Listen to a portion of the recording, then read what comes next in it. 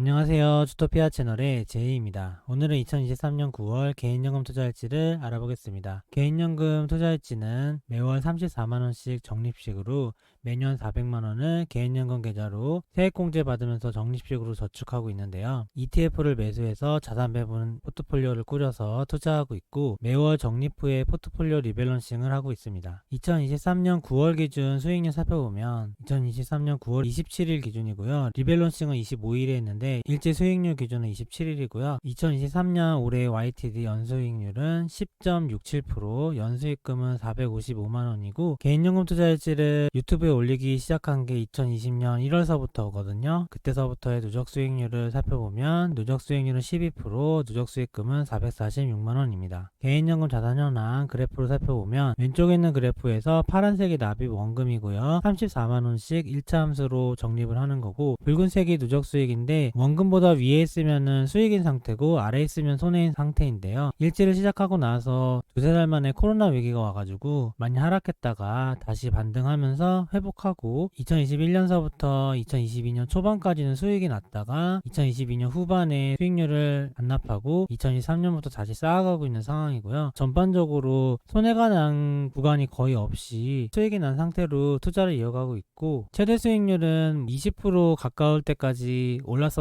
다시 본전 근처까지 왔다가 현재는 12% 정도 기록하고 있습니다. 2023년 9월 27일 기준으로 원금은 4,435만원, 34만원 전달 대비 적립을 했고요. 투자 수익은 전달보다 약 1.3% 정도 하락한 것 같아요. 투자 수익은 446만원으로 전달 대비 56만원 줄었고요. 총 자산은 4,882만원, 전달 대비 24만원 줄었습니다. 개인연금 계좌수익 2023년 9월 현재 평가액 4,882만원, 전월 대비 24만원 줄었고 2023년에는 연수익 10.67% 455만원 수익이었고요. 2022년에는 개인연금은 자산 배분 투자한 이후로 최초로 마이너스 수익이 나서 마이너스 13% 마이너스 607만원이었고 2021년에는 플러스 13.3% 플러스 485만원 수익, 2020년에는 3.5% 플러스 112만원 수익, 2019년에는 11.7% 플러스 279만원이었고요. 일지를 올린 건 2020년부터인데 실제로 자산배분 투자로 연간 단위로 온전하게 시작한 게 2019년이고 2019년부터의 누적 수익은 22.76% 플러스 725만원 기록 중입니다. 이번 달 포트폴리오 업그레이드는 위험자산을 1% 낮추고 안전자산은 그대로 그리고 금을 1% 올렸고요. 이번에는 주식시장이 좀 하락했잖아요. 그래서 위험자산은 1%만 낮췄는데 만약에 주식시장이 반등했다면 2% 정도 낮췄을 거예요. 종목 교체는 없었고 위험자산이 최대 목표는 전달까지만 해도 35% 생각하고 있었는데 앞으로 만약에 반등이 계속해서 이어진다면 30%까지도 낮출 생각하고 있고 생각보다 반등이 이어지지 않고 계속해서 위험자산 하락하면 30에서 35% 사이에서 위기를 대비할 것 같습니다. 그리고 금은 25% 이상 올릴 생각이 아직은 없기 때문에 위험자산이 35% 이하로 내려가면 나머지는 달러 현금으로 보유할 생각이고요.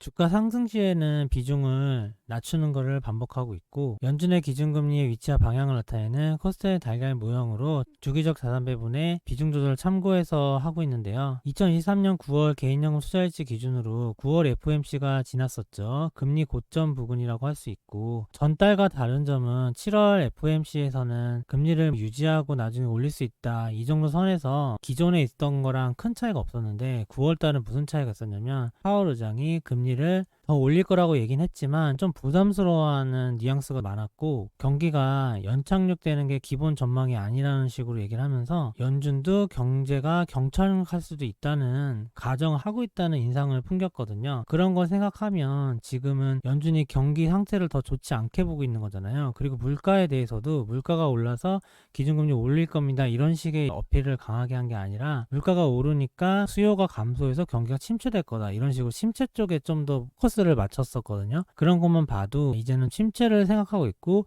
금리 인상을 아주 강력하게 앞으로 더 하기에는 좀 힘들겠다 이런 느낌을 받는 FOMC였어요. 그렇게 생각하면 지금은 금리 고점에 전보다 더 가까워졌다고 볼 수 있겠죠. 현재 기준으로는 목표는 금리 고점에서 버블의 최고점 구간, 그러니까 금리를 한번 예방적으로 낮추게 되는 시기가 B라고 할 수 있는데 그 시기에는 위험자산이 반등하는 시기거든요. 이미 반등했다 좀 꺾이고 있어서 현재 거의 B 쪽에 가깝게 가 가는 게 아니냐라는 생각도 들지만 어쨌든 금리는 유지하고 있기 때문에 겉으로 보기에는 아직 내린 건 아니죠. 그래서 아직까지 위험자산의 반등이 열려 있는 상태라고 할 수 있고, 하지만 위험자산의 차트 분석을 해보면 지금 고점을 거의 찍은 분위기긴 하죠. 현재 구간에서는 안전자산과 금, 달러 현금의 비중을 높이는 시기인데, 안전자산 미국채 30%에서 계속 유지한 채로 크게 올리지 않고 있는 상황이고, 금을 좀 많이 올렸었죠. 앞으로는 금을 25%까지 채운 다음에는 달러 현금 비중으로 비중을 높일 것 같아요. 위험자산의 최종 목표는 35%에서 30% 사이라고 볼 수 있을 것 같습니다. 앞으로 시장이 어떻게 흘러가냐에 따라서 바뀔 것 같고, 이 상태에서 위기를 맞으면은 위험자산 크게 떨어지고 안전자산 상승하겠죠. 거기서 리밸런싱에 들어간 후에 연준이 경기 부양을 위해서 통화정책을 일시적으로 완화할 거 아니에요. 그때는 금리 저점이 될 수 있기 때문에 금리 저점에서는 만약에 그 당시에 위험자산이 하락해 있다면 위험자산을 저가에 매수하고 당시에 반등했던 안전자산과 뭐 금, 달러들을 매도하는 식으로 리밸런싱이 진행된다고 보시면 됩니다. 지금은 그럴 준비를 하기 위해서 안전자산을 비중을 높이면서 위험자산의 비중을 낮추고 있는 거예요. QQQ랑 IEF랑 GLD를 나스닥 ETF, 그 다음에 미국채 ETF, 10년물 중기채고, 그 다음에 GLD는 금현물 ETF인데 3월달부터 계속해서 매달 그 달에 어떤 흐름이 있었는지 기록하고 있는데요. 위험자산 QQQ는 고점을 7월 14일에 찍었거든요. 그 이후로 지금 고점 못 높이고 계속 하락하고 있죠. 그러면 전에도 영상에서 많이 올려드렸지만 나스닥 지수가 고점을 형성하면 얼마가 지난 다음에 안전자산과 금이 저점을 형성하고 반등을 한다고 했는데, 그거를 기대할 수 있었던 게 8월이었거든요. 8월 14일에 위험자산이 하락하면서 안전자산이 올라가면서 이제는 안전자산의 반등이 시작되나 라고 생각했었는데, 9월 달에 미국의 장기채 중기채 수익률이 급하게 단기채를 따라가면서 상승하면서 지금 장단기 금리 역전이 격차가 줄어들고 있는데, 주로 장기채 주로 수익률이 올라가서 격차가 해소되고 있거든요. 경제 위기가 언제 오냐면은 장단기 금리 격차가 벌어졌다가 줄어들면서 다시 양수로 바뀔 때가 있거든요. 양수로 바뀔 때쯤에 거의 비슷하게 경제 위기가 찾아와요. 그럼 지금도 경제 위기로 가는 구간으로 서서히 걸어가고 있는 거고, 장기채가 지금은 오르고 있지만 나중에는 경기 침체 우려가 너무 강해지면서 기준금리의 단기채 금리가 좀 내려갈 수 있겠죠. 뭐 그러면 거의 위기가 오지 않을까 싶어요. 아마 그때쯤에는 안전자산이 거의 바닥을 형성하고 반등하지 않을까 싶긴 하지만 9월 달에는 위험자산과 안전자산이 모두 다 하락했기 때문에 아직까지는 안전자산 반등이 시작이 되지 못한 상황입니다. 개인연금 계좌 자산 현황 2023년 9월 27일 기준으로 위험자산 36%, 금 24%, 안전자산 30% 보유 중이고, 주식은 이 위험자산에서 10분의 1로 나눠서 보통 10종목 투자한다는 생각으로 하는데, 정확하게 10종목이 아니라 조금 더 투자하고 싶은 종목이 많으면 이렇게 절반 비중의 종목이 있는데, 위험자산의 모든 종목 합치면 36%가 나오는 거고요. 안전자산은 그냥 IEF로 30%로 하고 있는데 미국 중기채로 하고 있었고, 과거에는 환노츠 미국 장기채가 없어서 타이거 미국채 10년 선물로만 했는데, 지금 아리랑 쪽에서 미국 장기채 환노츠 ETF가 나왔거든요. 그래서 다음 달 정도에는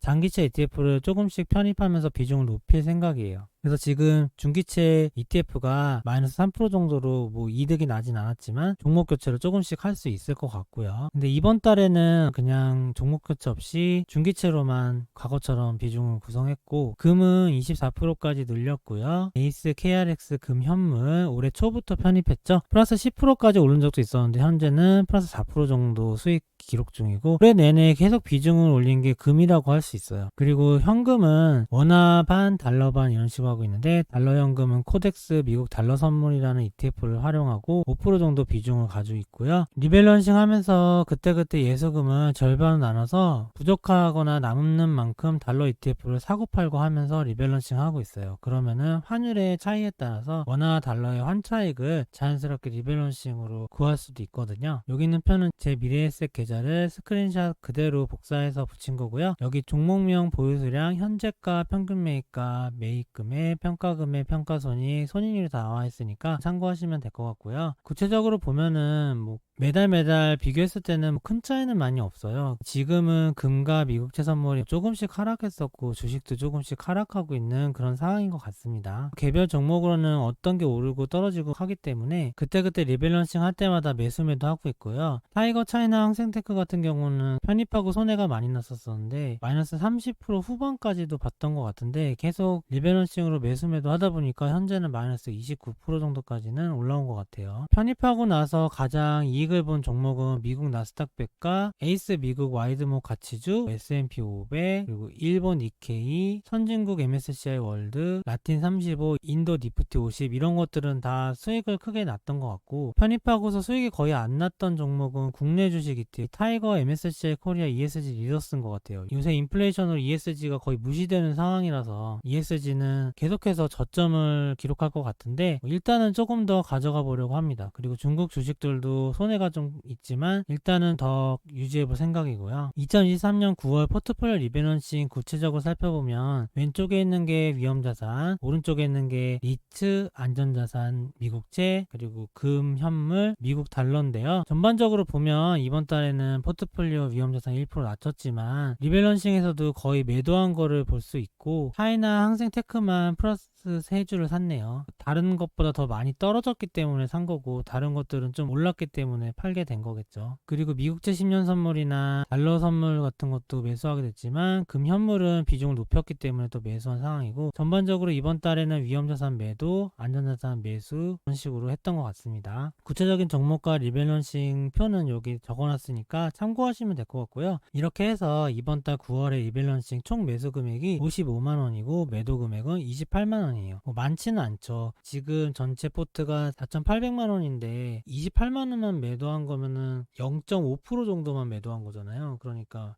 많이 매도한 건 아니죠. 매수한 것도 1%대로 매수한 거니까 한 달에 매수 매도하는 게 1% 전후라고 생각하시면 될 것 같아요. 그 정도로 리밸런싱을 매달 하긴 하지만 전체 포트에서 소량만 하는 거고 종목 교체를 하거나 그럴 때 매수 매도가 많아질 때도 있어요. 그래서 이번에 매도한 28만원에서 수익은 42,000원이 나왔는데 이게 수익률을 따지면 17%라는 거고요. 리밸런싱 매수 매도 금액과 수익률은 제가 일지에서 2020년부터 계속 공개하고 있는데 공개되어 있는 자료니까 연속해서 보신 분들은 아시겠지만 마이너스 대가 한 번 있었나 뭐 기억도 안 날 정도로 매번 플러스로 리밸런싱 하고 있고 자산 배분을 처음 하실 때는 마이너스 리밸런싱 하실 때가 좀 있으실 텐데 뭐 1년, 2년, 3년 이렇게 하다 보면은 그 다음부터는 리밸런싱 할 때는 거의 수익인 채로 리밸런싱 되는 거를 아마 확인하실 수 있을 것 같습니다. 이번 영상은 이만 마치겠습니다. 좋아요, 구독 부탁드립니다. 감사합니다.